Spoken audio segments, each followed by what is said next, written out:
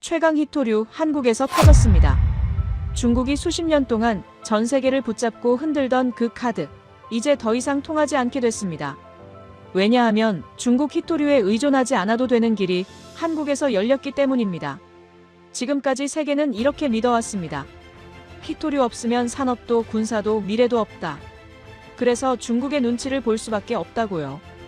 이게 왜 무서운지, 왜 일본과 미국이 동시에 주목하는지, 그리고 왜 이 기술이 대한민국의 판을 완전히 바꿀 수 있는지 지금부터 가장 핵심만 순서대로 말씀드리겠습니다. 제가 국방부에서 처음 히토류 업무를 담당하게 된 건 2009년이었습니다. 그때만 해도 히토류라는 단어 자체가 굉장히 생소했어요. 일반인들은 들어본 적도 없었고 국방부 내에서도 이게 정확히 뭔지 제대로 아는 사람이 많지 않았습니다. 저 역시 마찬가지였고요. 그냥 광물의 한 종류려니 생각했어요. 그런데 업무를 시작하고 나서 첫 주에 엄청난 충격을 받았습니다. 미국의 모든 첨단 무기 체계에 히토류가 들어가더라고요. 정말 단 하나의 예외도 없었어요. 육군, 해군, 공군, 해병대, 어떤 군종의 어떤 무기를 살펴봐도 히토류가 빠지지 않았습니다. 제가 처음 접한 보고서에 적혀있던 숫자들을 말씀드릴게요. 이 숫자들은 지금도 생생하게 기억납니다. 알레이버크급 이지스 구축함 한 척을 만드는데 히토류가 4.5톤 들어갑니다. 4,500kg이에요. 이게 어느 정도 무게인지 감이 안 오실 수 있는데 중형 SUV 승용차 세대를 합친 것보다 더 무겁습니다. 그 정도 양의 히토류가 군함 한 척에 들어간다는 겁니다. 구축함 10척을 만들려면 45톤이 필요하고 30척이면 135톤이 필요해요. F-35 스텔스 전투기는 어떨까요? 한 대를 생산하는데 히토류 20kg이 필요합니다.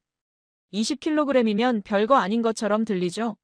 쌀 한 포대 정도 무게니까요. 그런데 미국이 현재 보유하고 있는 F-35가 몇 대인지 아세요? 600대가 넘습니다. 그리고 앞으로 수천 대를 더 만들 계획이에요.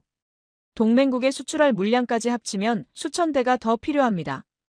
이걸 다 만들려면 히토류가 수십 톤에서 수백 톤까지 들어가야 해요.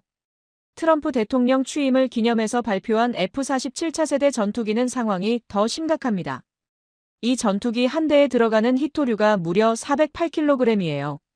F-35의 20배가 넘는 양입니다.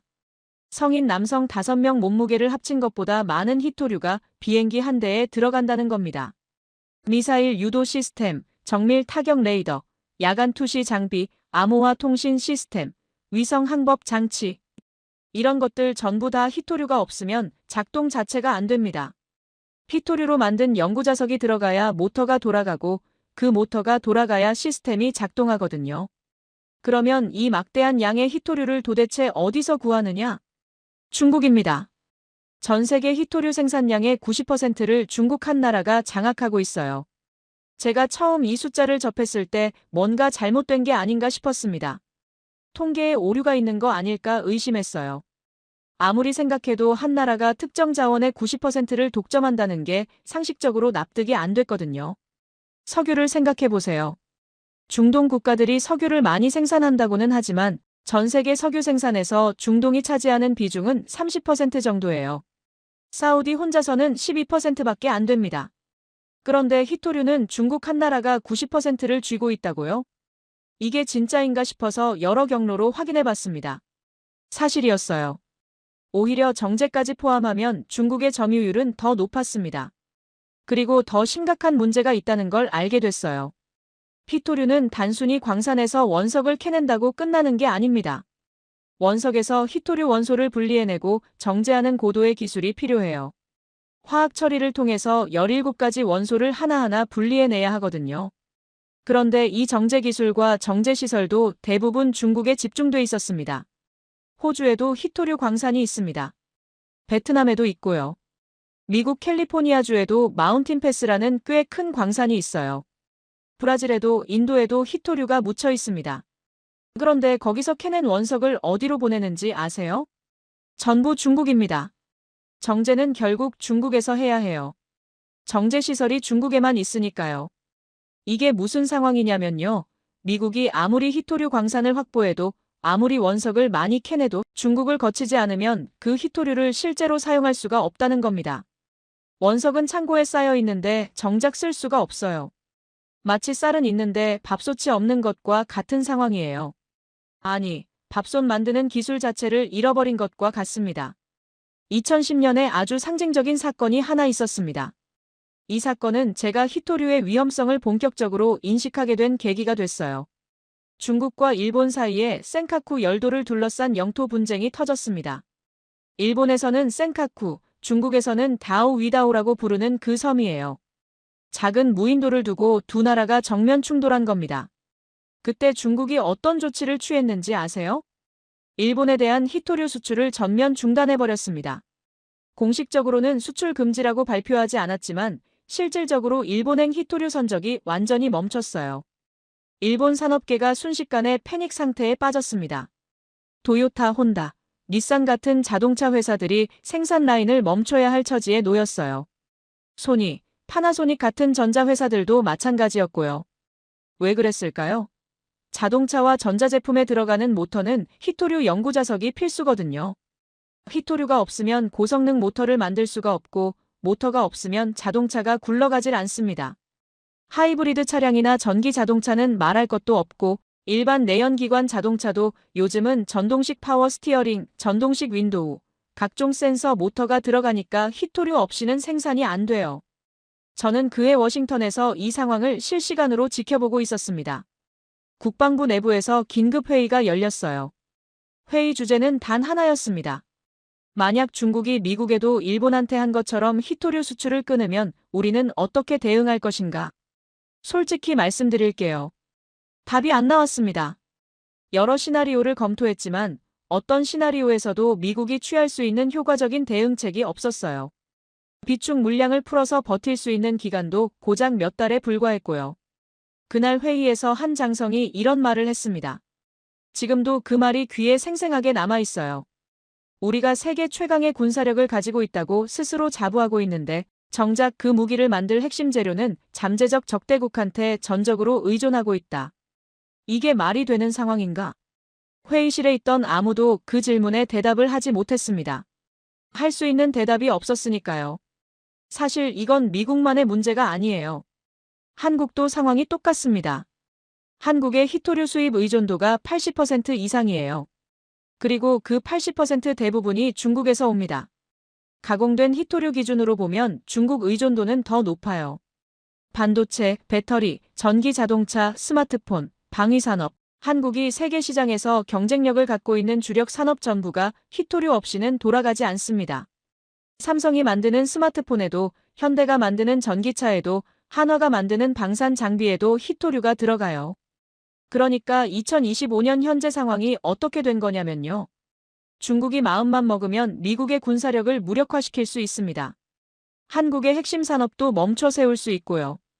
일본 경제도 마비시킬 수 있어요. 유럽도 마찬가지입니다. 히토류 수출만 끊으면 됩니다.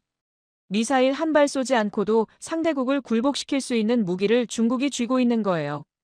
이게 2025년 현재 전 세계가 직면한 현실입니다.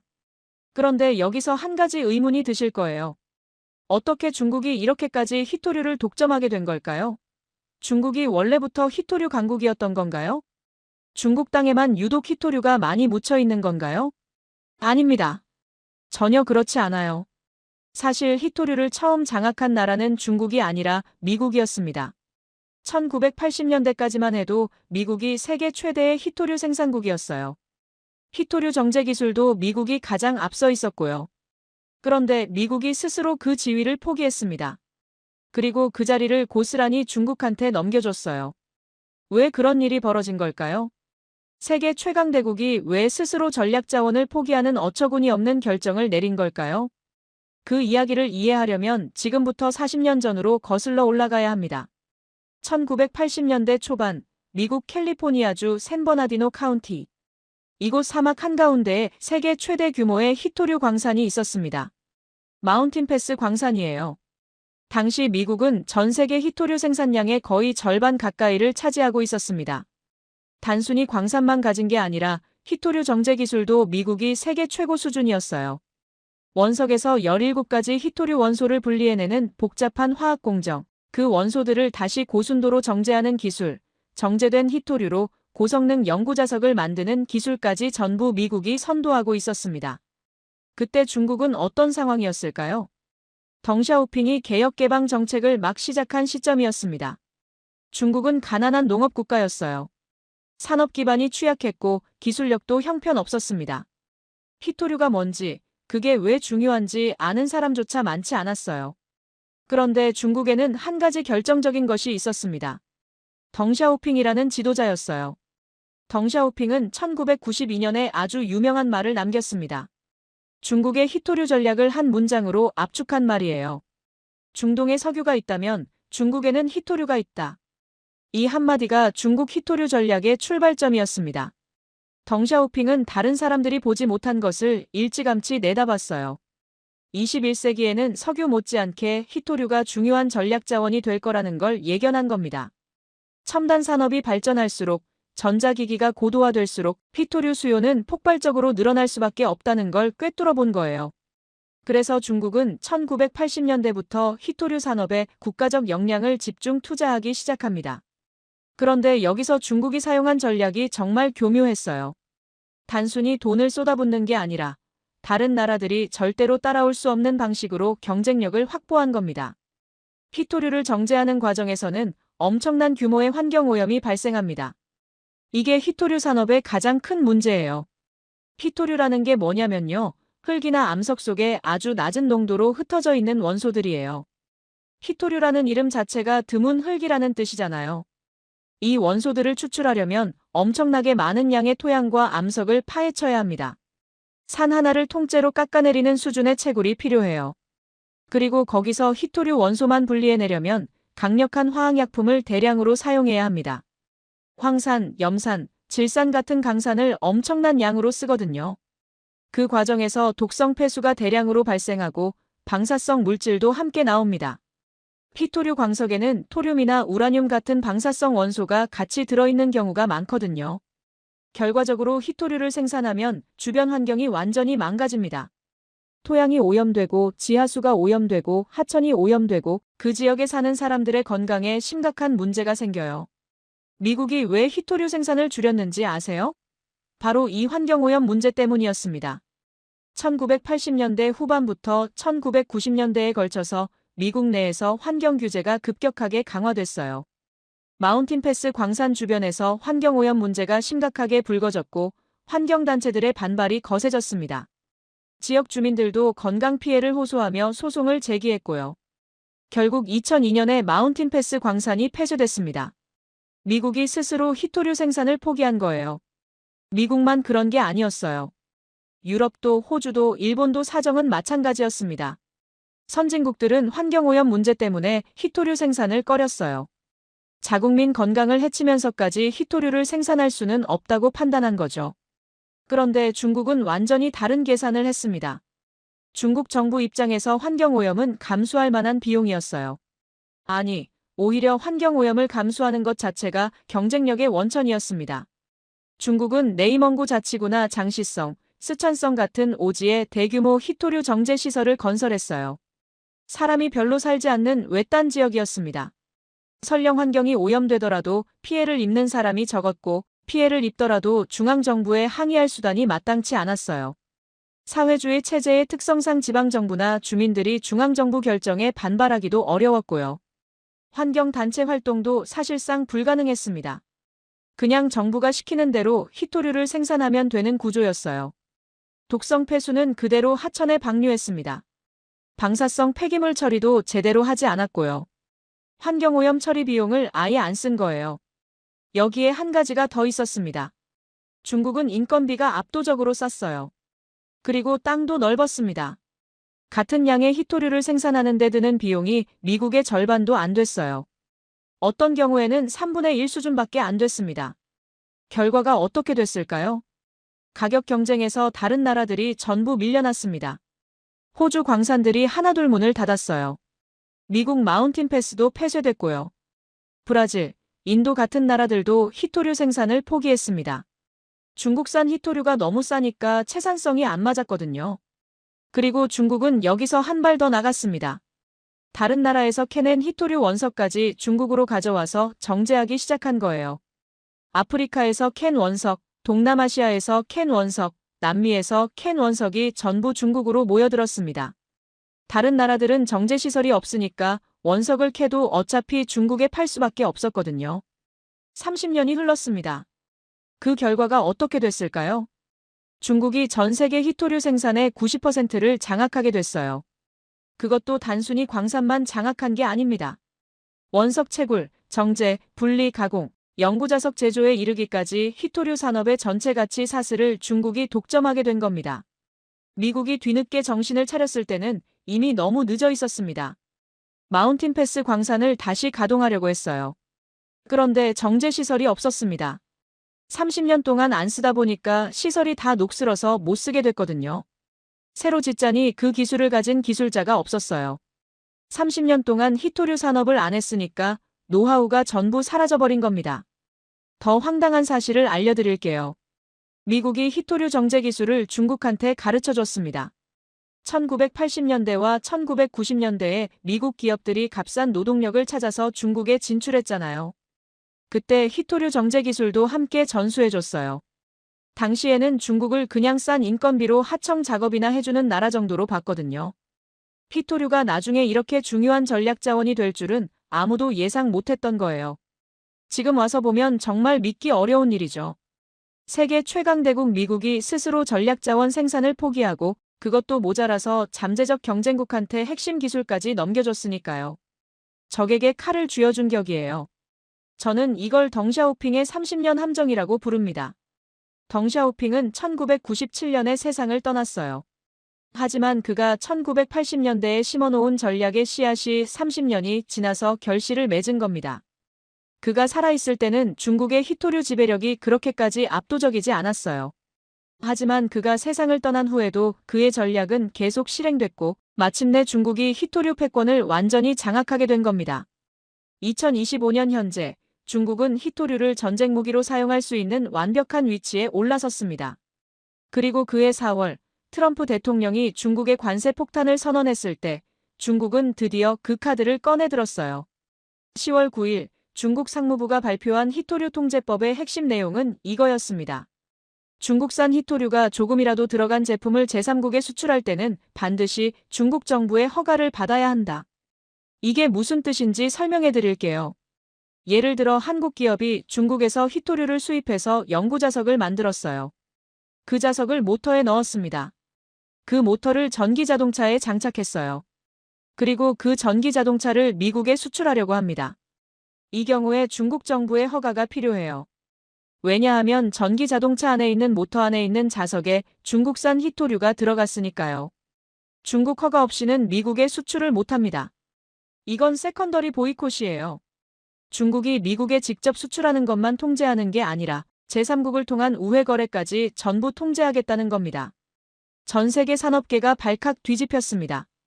자동차, 전자, 방위산업, 신재생 에너지, 의료기기. 현대산업의 거의 모든 분야가 영향을 받게 됐어요. 히토류가 안 들어가는 첨단 제품이 사실상 없으니까요. 트럼프 대통령이 어떻게 대응했을까요? 협상 테이블에 앉았습니다. 경주에서 열린 미중 고위급 회담에서 히토류 통제 1년 유예에 합의했어요. 145% 관세로 중국을 굴복시키겠다고 큰소리쳤던 미국이 히토류 한 방에 한 발 물러선 겁니다. 그런데 1년 후에는 어떻게 될까요? 미국이 그 안에 히토류 자립을 이룰 수 있을까요?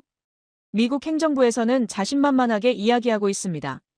베센트 상무장관은 공개석상에서 2년이면 히토류 자립이 가능하다고 선언했어요. 과연 그게 사실일까요? 저는 32년간 이 분야에서 일해온 사람입니다. 국방부 내부 보고서도 다 받고 실제 현장 상황도 속속들이 알고 있어요. 솔직하게 말씀드리겠습니다. 2년 자립은 절대로 불가능합니다. 왜 불가능한지, 미국의 실제 상황이 어떤지 그 이야기는 다음 시간에 자세히 해드리겠습니다. 2025년 트럼프 대통령이 백악관 로즈가든에서 연설을 했습니다. 오늘부터 중국산 모든 제품에 145% 관세를 부과한다. 미국 역사상 가장 강력한 관세 조치였어요. 트럼프 대통령은 이걸 해방의 날이라고 불렀습니다. 미국 경제를 중국의 불공정 무역에서 해방시키겠다는 의미였죠. 백악관 분위기는 축제 같았어요. 참모들은 자신만만했습니다. 세계 최대 소비 시장인 미국이 문을 닫으면 중국 경제가 버틸 수 없을 거라고 확신했거든요. 중국의 수출 기업들이 줄줄이 도산하고 실업률이 치솟고 결국 시진핑이 백기를 들 거라고 예상했습니다. 저는 그날 국방부 브리핑실에서 이 연설을 지켜보고 있었어요. 솔직히 말씀드리면 저도 처음에는 낙관적이었습니다. 관세라는 무기가 얼마나 강력한지 알고 있었으니까요. 중국이 미국 시장에 얼마나 의존하고 있는지도 알고 있었고요. 그런데 제 옆에 앉아있던 동료가 한마디를 했어요. 30년 넘게 전략자원 분석을 해온 친구였습니다. 중국이 히토류 카드를 꺼내면 어떻게 되지? 그 순간 회의실이 조용해졌어요. 아무도 그 질문에 대답하지 못했습니다. 우리의 우려는 정확히 일주일 후에 현실이 됐습니다. 중국 상무부가 성명을 발표했어요. 미국의 관세 조치에 대한 대응이었습니다.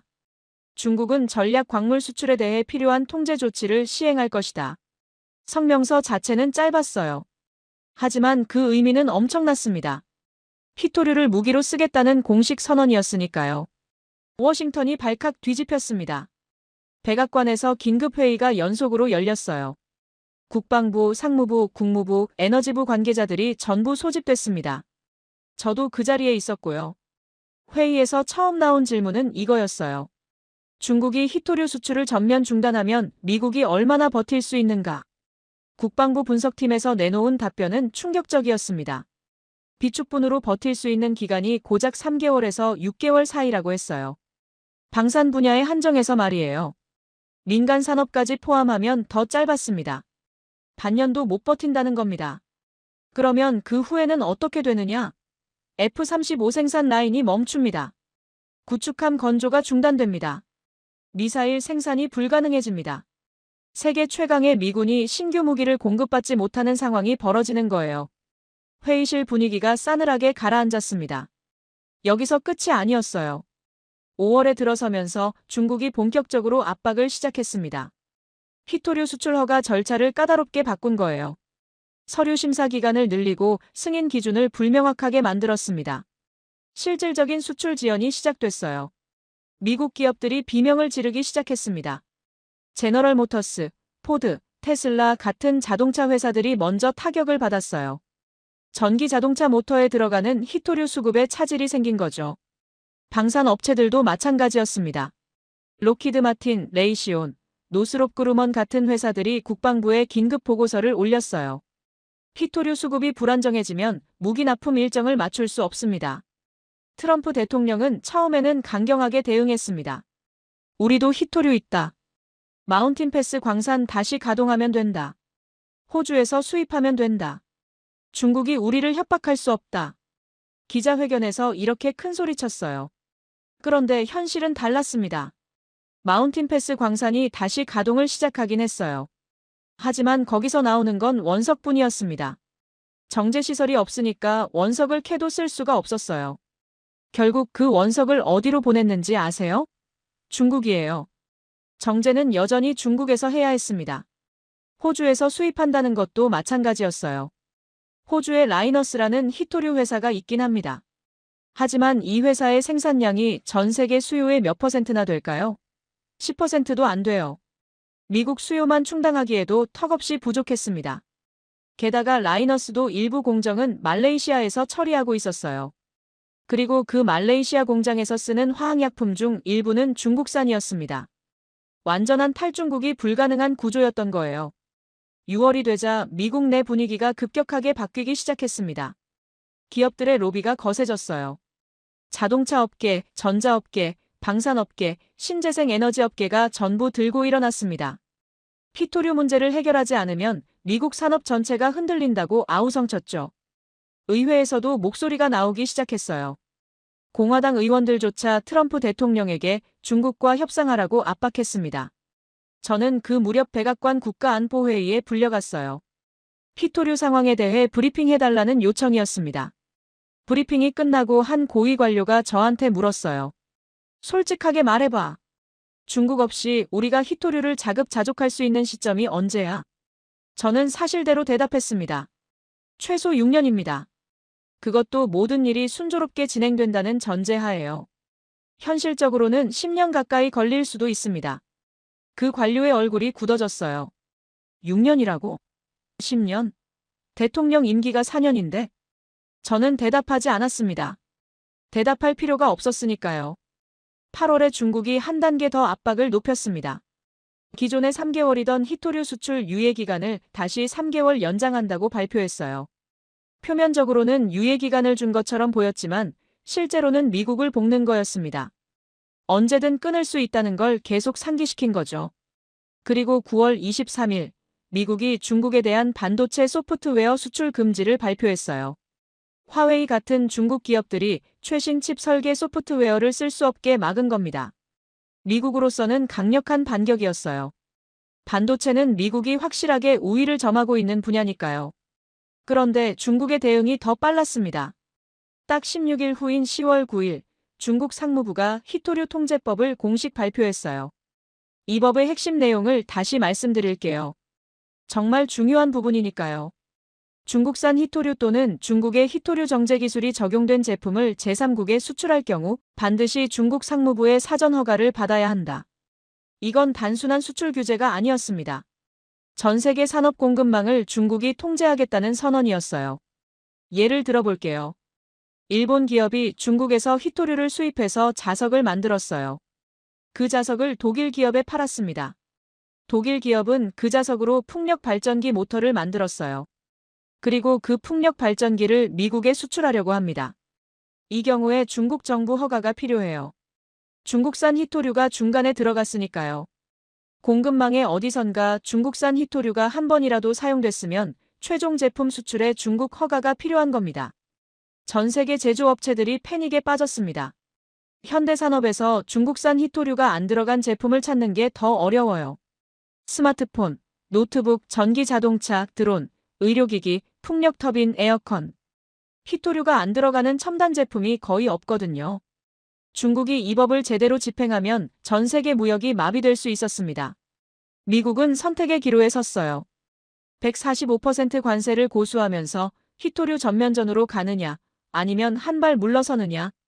10월 말 한중일 정상회의가 한국 경주에서 열렸습니다. 미국은 공식 참석국이 아니었지만 마쿠에서 중국과 집중 협상을 벌였어요. 결과가 뭐였을까요? 히토류 통제법 1년 유예 합의였습니다. 중국은 히토류 통제법 시행을 1년 미루기로 했어요. 대신 미국도 일부 관세 조치를 완화했습니다. 표면적으로는 양측이 한 발씩 물러선 것처럼 보였죠. 하지만 실제로는 미국이 더 많이 양보한 겁니다. 왜냐고요? 미국은 1년 후에도 히토류 자립이 불가능해요. 중국은 1년 후에도 여전히 히토류를 쥐고 있고요. 1년이 지나면 똑같은 상황이 반복됩니다. 중국이 또다시 히토류 카드를 꺼내면 미국은 또 협상 테이블에 앉아야 해요. 근본적인 해결책이 아니라 시간만 번 거예요. 저는 경주합의 소식을 듣고 한숨을 쉬었습니다. 1년 후가 걱정됐거든요. 미국이 그 안에 뭔가 획기적인 해결책을 찾지 못하면 상황이 더 나빠질 게 뻔했으니까요. 그런데 행정부 발표는 완전히 달랐어요. 베센트 상무장관이 기자회견을 열었습니다. 자신만만한 표정이었어요. 미국은 2년 내에 히토류 완전 자립을 달성할 것이다. 중국의 히토류 위협은 더 이상 우리에게 통하지 않을 것이다. 저는 텔레비전 화면을 보면서 고개를 저었습니다. 2년 자립이라고요? 그게 정말 가능할까요? 베센트 장관의 발언이 나온 후 저한테 전화가 빗발쳤습니다. 국방부 후배들, 방산업체 관계자들, 언론사 기자들까지 전부 같은 질문을 했어요. 2년 자립이 진짜 가능한 겁니까? 저는 32년간 전략자원 조달 업무를 했습니다. 히토류 현장을 직접 눈으로 봤고 정제시설도 방문했고 관련 기업들과 수백 번 회의를 했어요. 이 분야를 저만큼 아는 사람이 미국에 많지 않습니다. 그래서 솔직하게 말씀드릴 수 있어요. 2년 자립은 불가능합니다. 절대로요. 이게 왜 불가능한지 구체적으로 설명해 드릴게요. 히토류 산업은 크게 4단계로 나뉩니다. 첫 번째는 채굴이에요. 광산에서 히토류가 포함된 원석을 캐내는 단계입니다. 두 번째는 정제예요. 원석에서 히토류 원소를 분리해내는 단계입니다. 세 번째는 가공이에요. 분리된 히토류 원소를 금속이나 합금 형태로 만드는 단계입니다. 네 번째는 제품화예요. 가공된 히토류로 연구자석 같은 최종 제품을 만드는 단계입니다. 미국이 현재 어느 단계까지 할 수 있을까요? 첫 번째 채굴만 겨우 합니다. 그것도 제한적으로요. 마운틴 패스 광산이 2018년에 다시 가동을 시작했어요. 연간 생산량이 4만 톤 정도 됩니다. 이게 많아 보이시죠? 하지만 전 세계 히토류 생산량이 연간 30만 톤 정도 되거든요.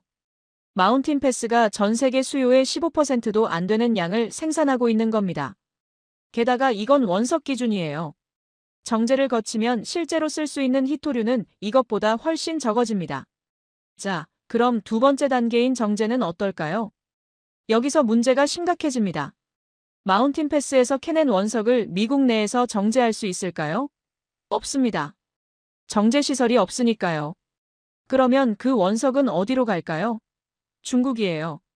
마운틴 패스에서 캔 원석 상당 부분이 중국으로 보내져서 정제됩니다. 미국 땅에서 캤는데 결국 중국을 거쳐야 쓸 수 있는 거예요. 황당하죠? 하지만 이게 현실입니다. 그러면 미국이 정제 시설을 새로 지으면 되지 않느냐고 물으실 수 있어요. 당연히 그래야죠. 문제는 그게 얼마나 걸리느냐는 겁니다. 정제 시설을 짓는 데는 최소 3년에서 5년이 걸립니다. 부지 선정, 환경 영향 평가, 인허가, 건설, 시운전까지 전부 포함하면 그 정도 시간이 필요해요. 그것도 모든 일이 순조롭게 진행될 때 이야기입니다. 미국에서 환경 영향 평가가 얼마나 오래 걸리는지 아세요? 평균 4.5년이에요. 히토류 정제 시설처럼 환경 오염 우려가 큰 시설은 더 오래 걸릴 수 있습니다. 환경단체들의 반대에 부딪히면 법적 소송이 수년간 이어지기도 해요. 중국은 환경 문제를 무시하고 밀어붙였기 때문에 빨리 지을 수 있었어요. 하지만 미국은 그렇게 할 수 없습니다. 민주주의 국가니까요. 환경법을 무시할 수 없고 주민들 반대를 묵살할 수 없어요. 시설을 짓는다고 끝이 아닙니다. 기술자가 필요해요. 히토류 정제는 굉장히 복잡한 화학 공정입니다. 17가지 원소를 하나하나 분리해내야 하거든요. 이 원소들은 화학적 성질이 비슷해서 분리하기가 정말 어려워요. 고도의 기술과 경험이 필요합니다. 미국에 이런 기술자가 얼마나 있을까요? 거의 없습니다. 왜냐하면 미국이 30년간 히토류 정제를 안 했으니까요. 기술자들이 전부 은퇴했거나 다른 분야로 떠났어요. 새로 양성하려면 최소 5년에서 10년이 걸립니다. 대학에서 관련 학과를 만들고 학생들을 가르치고 현장 경험을 쌓게 해야 하니까요.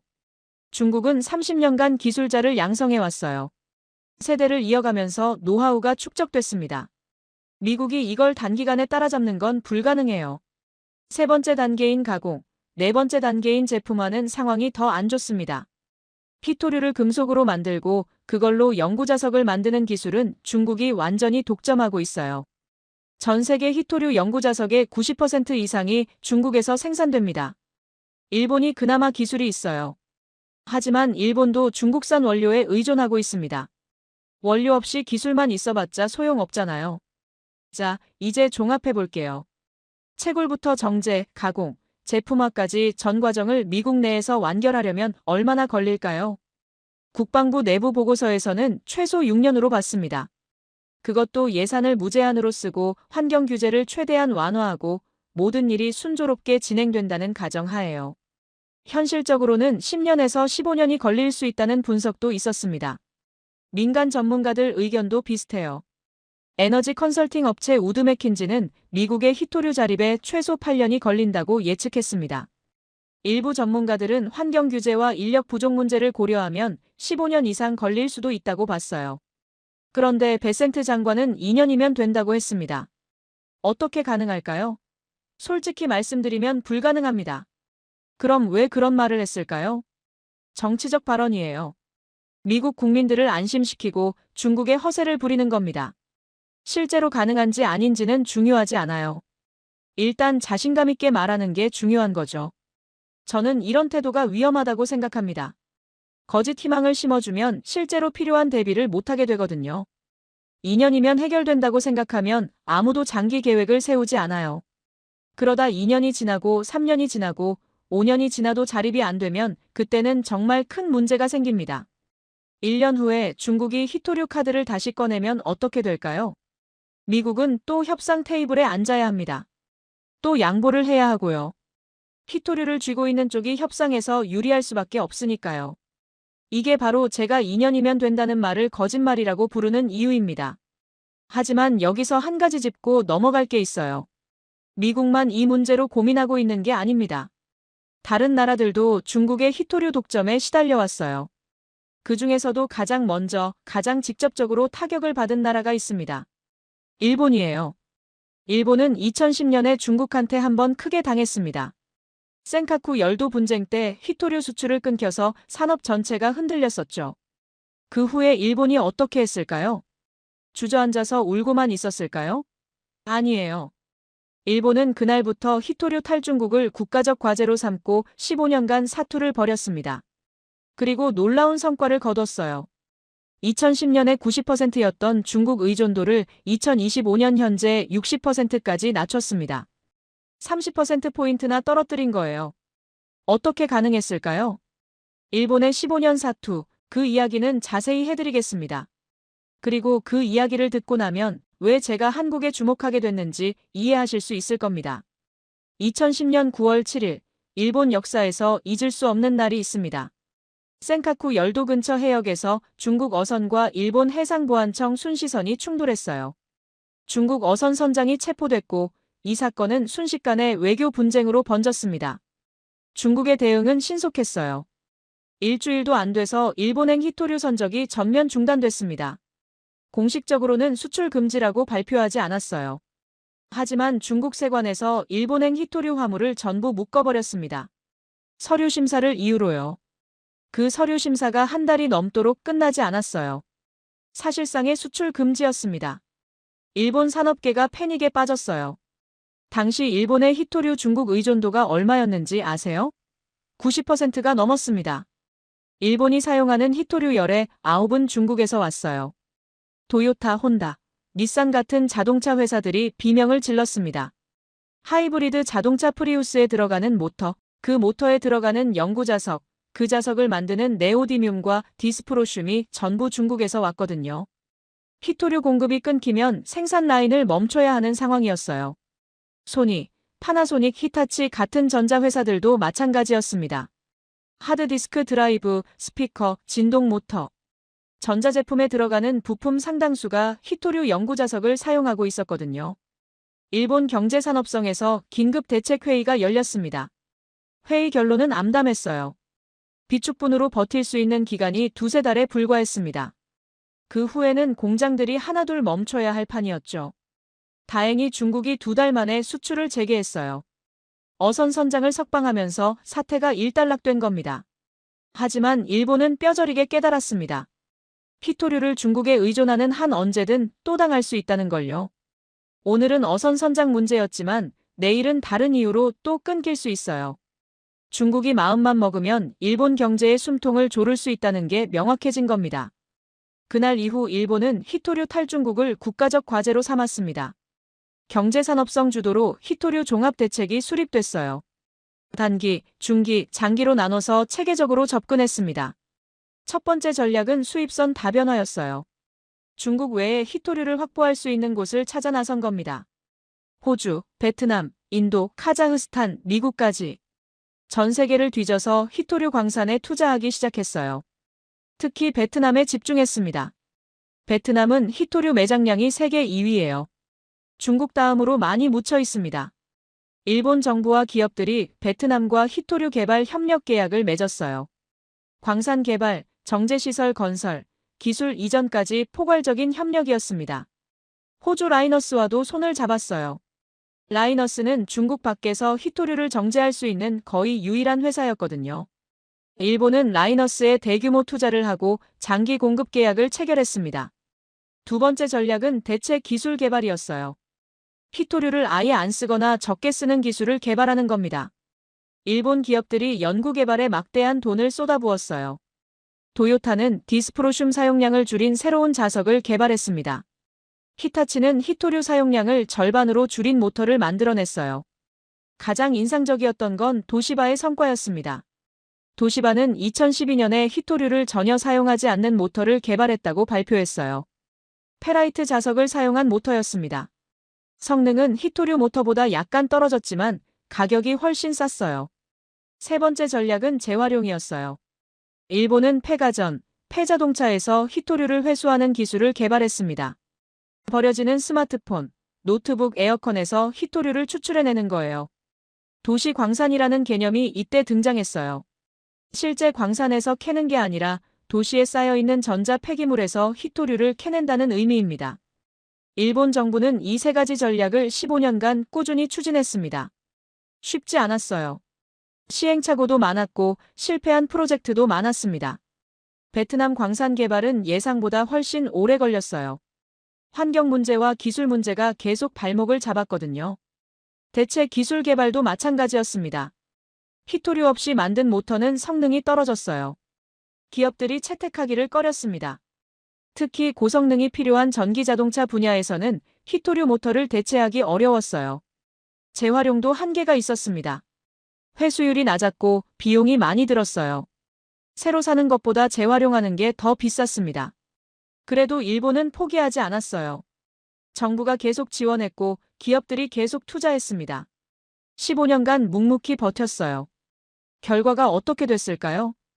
2010년에 90%가 넘었던 중국 의존도가 2025년 현재 60%까지 내려왔습니다.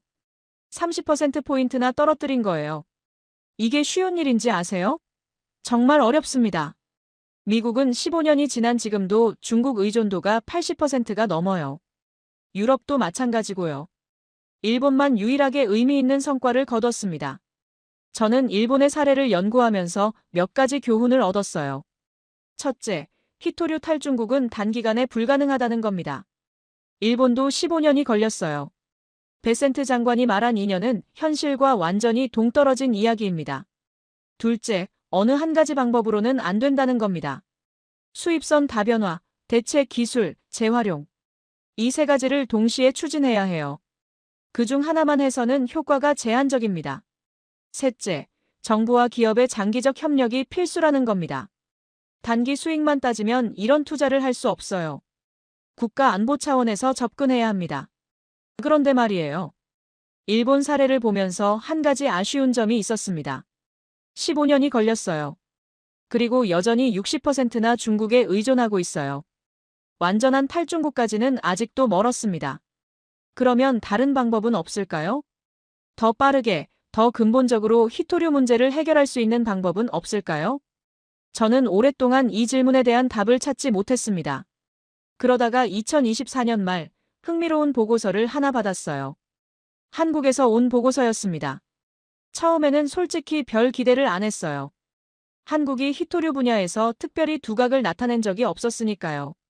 한국도 중국 의존도가 80%가 넘는 나라였고 히토류 광산도 없었습니다. 그런데 그 보고서를 읽으면서 생각이 바뀌기 시작했어요. 한국은 일본과 다른 접근법을 취하고 있었습니다. 히토류를 대체하거나 수입선을 다변화하는 데 그치지 않고 아예 히토류 게임의 규칙 자체를 바꾸려고 하고 있었어요. 광산이 없으면 광산 없이 싸우는 방법을 찾는다. 히토류가 부족하면 히토류 없이 이기는 방법을 찾는다. 이게 한국의 접근법이었습니다. 한국 이야기를 시작하기 전에 먼저 한국의 상황을 정확히 이해할 필요가 있어요. 한국은 히토류에 관해서 상당히 불리한 위치에 있는 나라입니다. 첫째, 국내에 히토류 광산이 사실상 없어요. 매장량이 거의 제로에 가깝습니다. 일본도 광산이 없긴 하지만 일본은 최소한 심해져 히토류 매장지를 발견했어요. 한국은 그런 것도 없습니다. 둘째, 히토류 수입 의존도가 80%가 넘어요. 그것도 대부분 중국에서 옵니다. 가공된 히토류 기준으로 보면 중국 의존도가 더 높습니다. 셋째, 히토류를 가장 많이 사용하는 산업들이 전부 한국의 주력 산업이에요. 반도체, 배터리, 전기 자동차, 스마트폰, 방위산업. 한국 경제를 먹여 살리는 분야들이 전부 히토류 없이는 돌아가지 않습니다. 이게 무슨 뜻이냐면요. 중국이 히토류 수출을 끊으면 한국이 받는 타격이 미국이나 일본보다 클 수 있다는 겁니다. 한국 경제에서 제조업이 차지하는 비중이 훨씬 크니까요. 그래서 저는 한국이 히토류 문제에 어떻게 대응하는지 관심을 갖고 지켜보고 있었습니다. 2025년 초 한국 정부가 의미 있는 움직임을 보이기 시작했어요. 1월에 자원안보위원회가 출범했습니다. 대통령 직속 기구예요. 히토류를 포함한 핵심 광물의 안정적 공급을 책임지는 컨트롤 타워를 만든 겁니다. 주목할 만한 점이 있었어요. 한국 정부는 17종 히토류 원소 전부를 국가 핵심 광물로 지정했습니다. 히토류라고 하면 보통 네오디뮴, 디스프로슘 같은 유명한 원소만 생각하잖아요. 그런데 한국은 17개 원소 전부를 전략 물자로 분류한 겁니다. 이건 상당히 포괄적인 접근이에요. 당장 많이 쓰이는 원소만 관리하는 게 아니라 앞으로 중요해질 수 있는 원소까지 미리 대비하겠다는 뜻이거든요. 자원안보위원회가 발표한 대책은 크게 3가지 축으로 구성돼 있었습니다. 첫 번째 축은 비축 확대예요. 유사시에 대비해서 히토류 비축량을 대폭 늘리겠다는 겁니다. 목표가 사용량 기준 181분이에요. 반년치를 쌓아두겠다는 거죠. 이 정도면 중국이 갑자기 수출을 끊어도 6개월은 버틸 수 있어요. 두 번째 축은 수입선 다변화예요. 중국 외에 호주, 베트남, 캐나다, 미국 등에서 히토류를 확보하겠다는 계획입니다. 특히 베트남과의 협력을 강화하고 있어요. 베트남 광산 개발에 한국 기업들이 투자하고 있고 현지 정제시설 건설 프로젝트도 진행 중입니다. 세 번째 축은 기술 개발이에요. 여기서 한국의 진짜 승부수가 나옵니다. 한국은 히토류 문제를 2가지 방향에서 접근하고 있었어요. 하나는 히토류를 적게 쓰는 기술이고 다른 하나는 히토류를 다시 쓰는 기술입니다. 먼저 히토류를 적게 쓰는 기술부터 볼게요. 히토류 연구자석에서 가장 문제가 되는 게 뭔지 아세요? 중히토류라고 불리는 원소들이에요. 디스프로슘과 터뷴이 대표적입니다. 중히토류가 왜 문제냐면요. 일반 히토류도 중국이 90%를 장악하고 있지만 중히토류는 중국 독점도가 더 심해요. 거의 95% 이상을 중국이 쥐고 있습니다. 그리고 가격도 훨씬 비싸요. 네오디뮴보다 디스프로슘이 몇 배나 더 비쌉니다. 그래서 연구자석 원가에서 중히토류가 차지하는 비중이 상당히 큽니다. 중히토류 사용량을 줄이면 원가도 낮아지고 중국 의존도도 낮아지는 일석이조 효과가 있어요. 한국에서 이 분야를 선도하고 있는 곳이 대구경북과학기술원, 영어로 디지스트라고 부르는 곳이에요. 디지스트 연구팀이 2024년에 획기적인 성과를 발표했습니다. 기존 네오디뮴 철붕소 자석에서 중히토류 사용량을 80% 줄이는 데 성공한 거예요. 열의 8배 줄인 겁니다. 성능은 거의 비슷하게 유지하면서요. 이게 왜 대단하냐면요. 기존에 자석 하나에 중히토류가 10g 들어갔다고 치면 이제 2g만 넣어도 된다는 겁니다. 같은 양의 중히토류로 5배나 많은 자석을 만들 수 있어요. 디지스트만 있는 게 아니에요. 경북 대구 현풍에 성림첨단산업이라는 회사가 있습니다. 이 회사가 2023년에 국내 최초로 히토류 연구자석 대량 생산 공장을 완공했어요. 연간 생산 능력이 1,000톤입니다. 1,000톤이 어느 정도 규모냐면요. 전기 자동차 약 50만 대에 들어가는 모터 자석을 만들 수 있는 양이에요. 한국에서 1년에 팔리는 전기차가 대략 그 정도 되거든요. 국내 수요의 상당 부분을 자체 생산으로 충당할 수 있게 된 겁니다. 물론 성림첨단산업도 원료인 히토류 자체는 수입해야 해요. 하지만 원료를 수입해서 국내에서 자석으로 가공한다는 건 의미가 커요. 최소한 가공 단계에서의 중국 의존도는 줄일 수 있으니까요. 여기까지가 한국의 첫 번째 답이었습니다. 자원안보위원회를 통한 국가 차원의 전략 수립, 디지스트의 중히토류, 80% 절감 기술, 성림첨단산업의 국내 대량 생산 체제.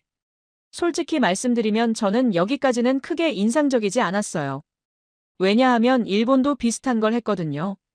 수입선 다변화, 국내 생산 기반 구축, 사용량 절감 기술 개발, 일본이 15년간 해온 일과 크게 다르지 않아 보였습니다. 한국이 일본보다 늦게 시작했으니까 일본을 따라잡으려면 한참 걸리겠다고 생각했어요. 15년까지는 아니더라도 최소 10년은 걸리겠다고 봤습니다. 그런데 제 생각이 완전히 바뀐 계기가 있었어요.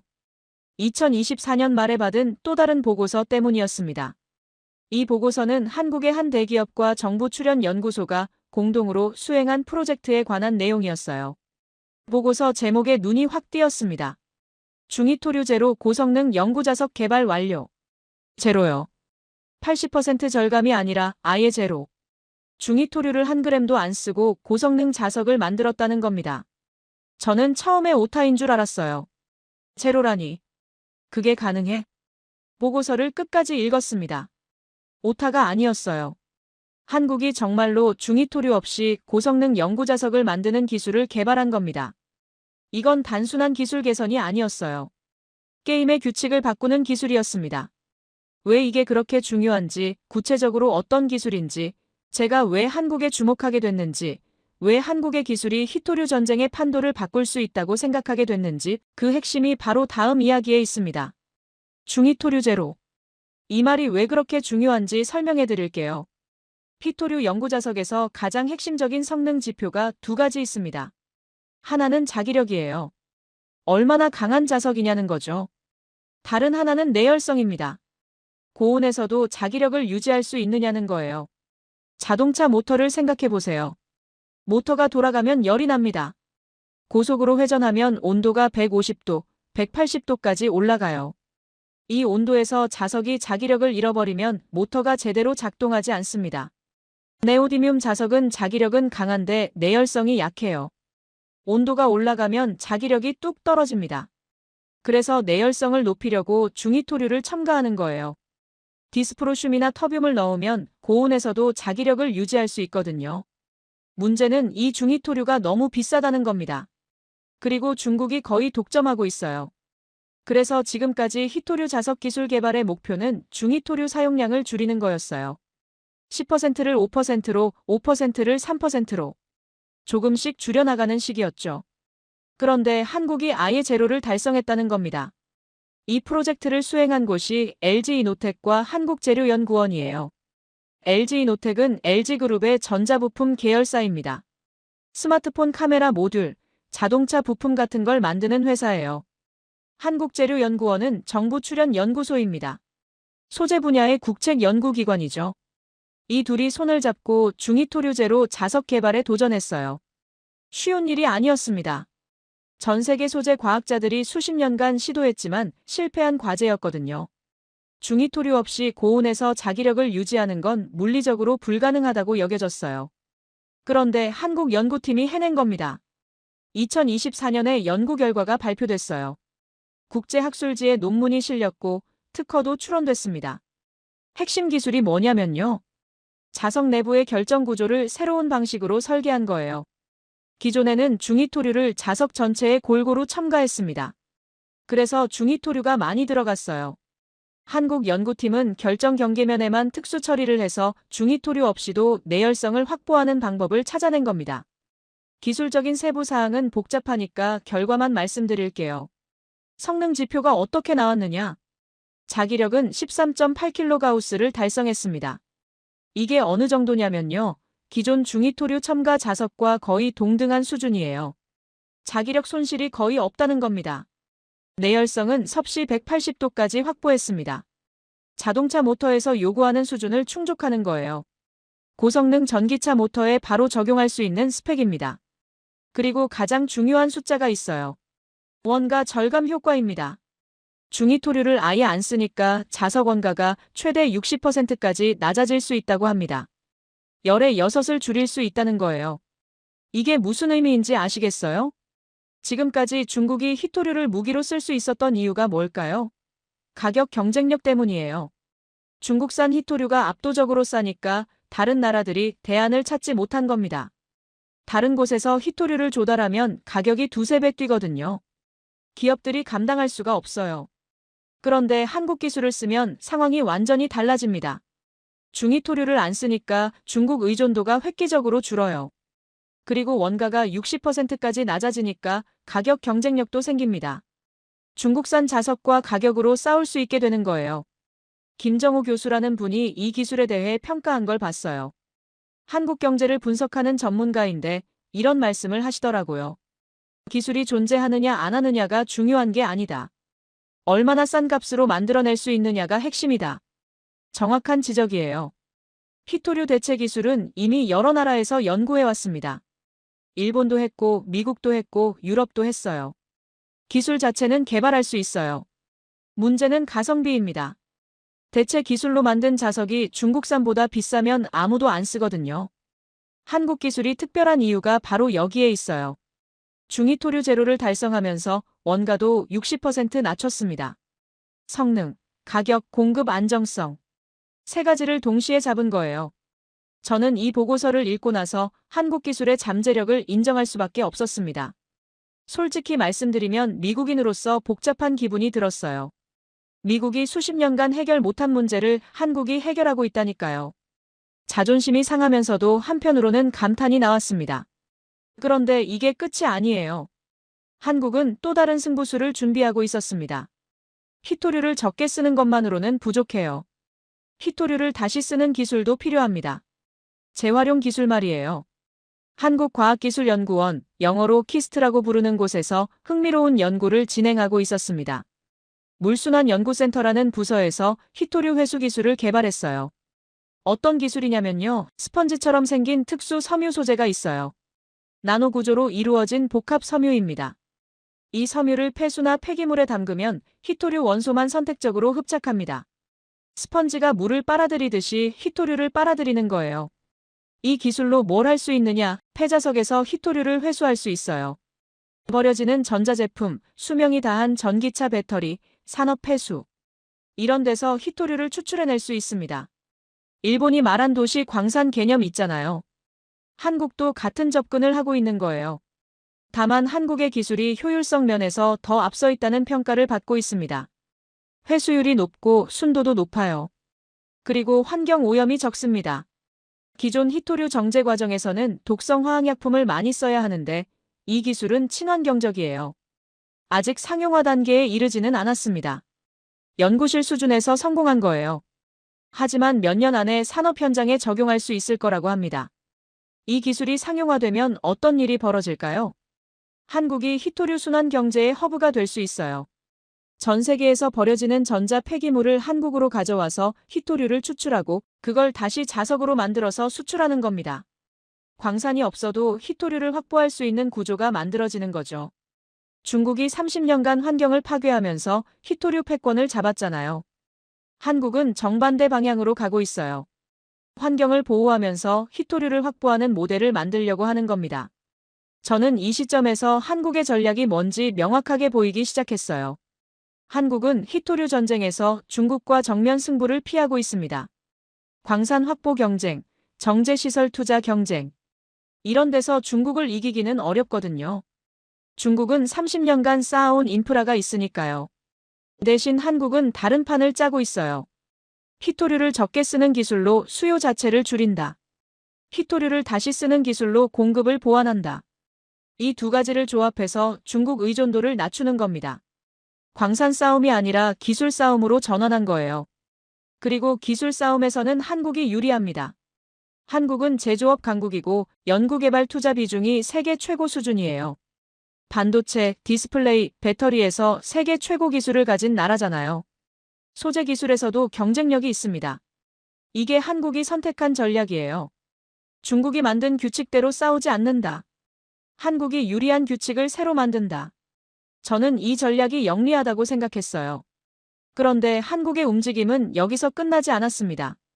국내 기술 개발만으로는 한계가 있거든요. 글로벌 공급망을 재편하려면 국제 협력이 필요해요. 한국이 어떤 파트너들과 손을 잡고 있는지, 그게 왜 중요한지 마지막으로 말씀드리겠습니다. 2024년 한국의 포스코가 미국 기업과 중요한 협약을 맺었습니다. 상대는 리엘리먼트라는 회사예요. 미국에서 희토류 재활용 기술을 개발하고 있는 업체입니다. 폐자석, 폐배터리에서 희토류를 추출해서 다시 사용 가능한 원료로 만드는 기술을 갖고 있어요. 포스코와 리엘리먼트가 어떤 계약을 했느냐면요. 미국 내에서 희토류 정제 시설과 연구자석 생산 시설을 함께 건설하기로 한 겁니다. 재활용부터 정제, 자석 제조까지 전 과정을 미국 땅에서 완결하는 공장을 짓는 거예요. 이게 왜 의미가 있을까요? 두 가지 이유가 있어요. 첫째, 미국의 희토류 자립을 돕는 겁니다. 미국은 정제시설이 없어서 원석을 캐도 중국으로 보내야 한다고 했잖아요. 한국 기업이 미국에 정제시설을 지어주면 그 문제가 해결돼요. 미국 입장에서는 절실하게 필요한 인프라입니다. 둘째, 한국 기업이 미국 시장의 발판을 마련하는 겁니다. 미국은 세계 최대 전기차 시장이에요. 방산 시장도 엄청나게 크고요. 이 시장에 히토류 자석을 공급할 수 있는 위치를 선점하는 겁니다. 미국 정부가 이 협력을 적극 지원하고 있어요. 왜냐하면 미국 혼자서는 히토류 공급망을 구축하기 어렵거든요. 기술도 없고 경험도 없고 인력도 없어요. 한국 같은 우방국의 도움이 필요합니다.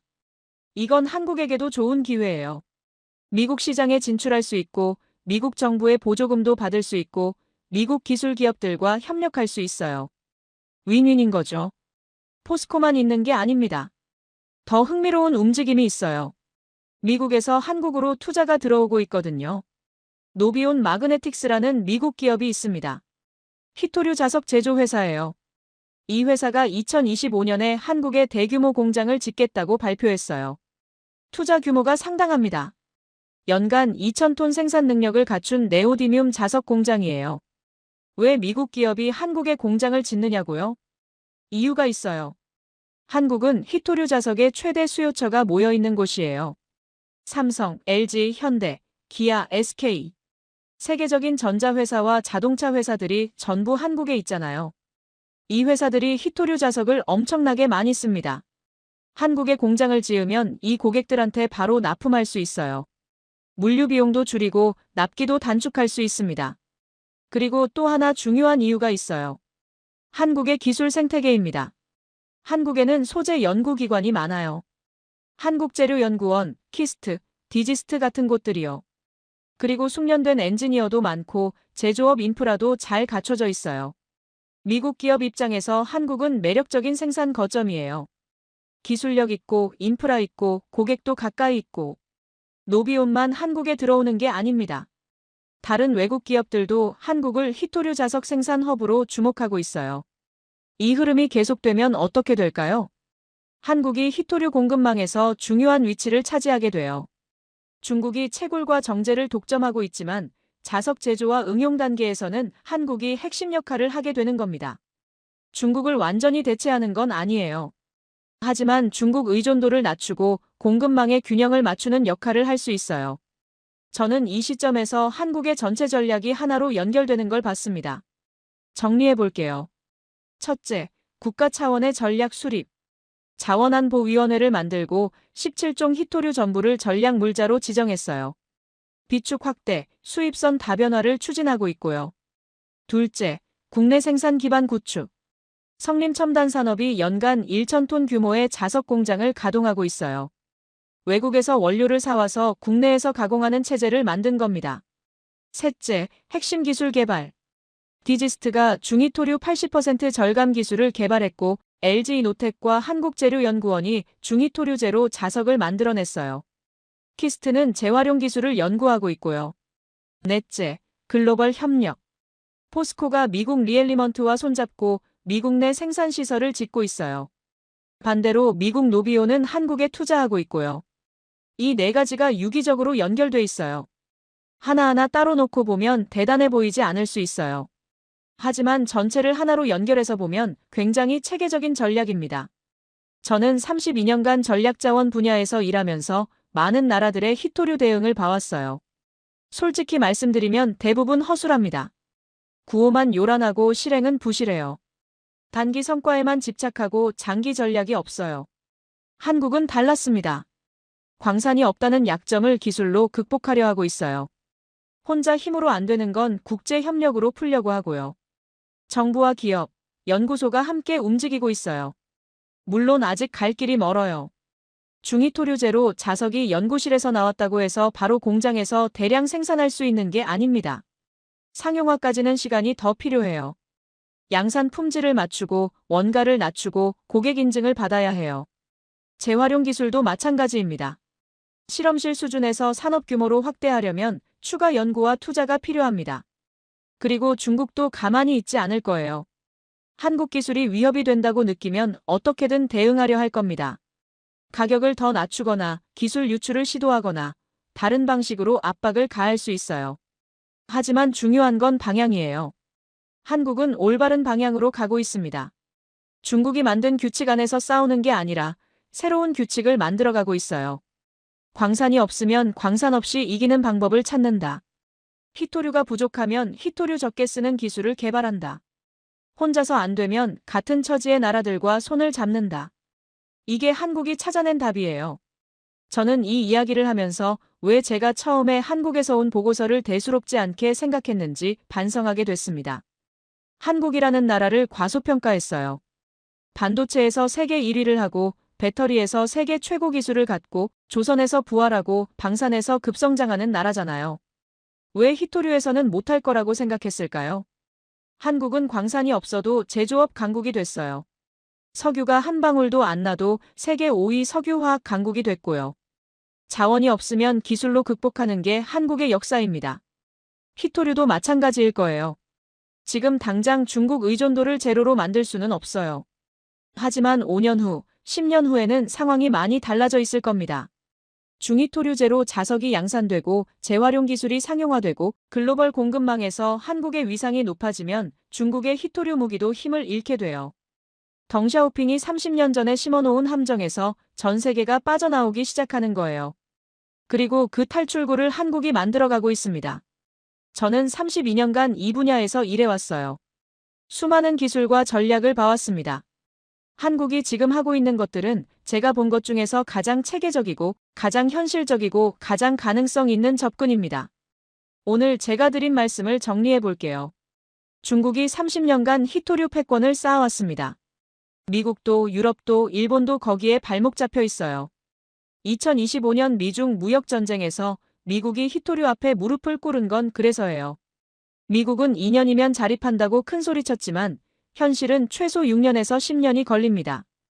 일본은 15년간 노력해서 중국 의존도를 90%에서 60%로 낮췄어요. 대단한 성과지만 여전히 과반이 중국에 의존하고 있죠. 그런데 한국이 다른 길을 찾고 있습니다. 중희토류제로 자석으로 수요 자체를 바꾸고 재활용 기술로 공급을 보완하고 국제협력으로 공급망을 재편하고 있어요. 광산 없이도 이길 수 있는 새로운 규칙을 만들어가고 있습니다. 아직 시작 단계예요. 앞으로 풀어야 할 과제가 많습니다. 하지만 방향은 맞아요. 가능성이 있어요. 저는 미국인이지만 한국의 성공을 진심으로 응원합니다. 왜냐하면 한국이 성공하면 미국도 유럽도 일본도 혜택을 받거든요. 중국의 희토류 독점에서 모두가 자유로워질 수 있어요. 그게 한국이 만들어가고 있는 새로운 규칙이에요. 중동에 석유가 있고 중국에 희토류가 있다면 한국에는 기술이 있습니다. 여러분, 이게 바로 대한민국의 방식입니다. 자원 많은 나라가 아니라 기술을 준비한 나라가 살아남는 시대, 그 한가운데에 한국이 서 있습니다. 대한민국의 이런 선택과 기술이 자랑스럽다면 대한민국 기술력이라고 댓글에 남겨주세요.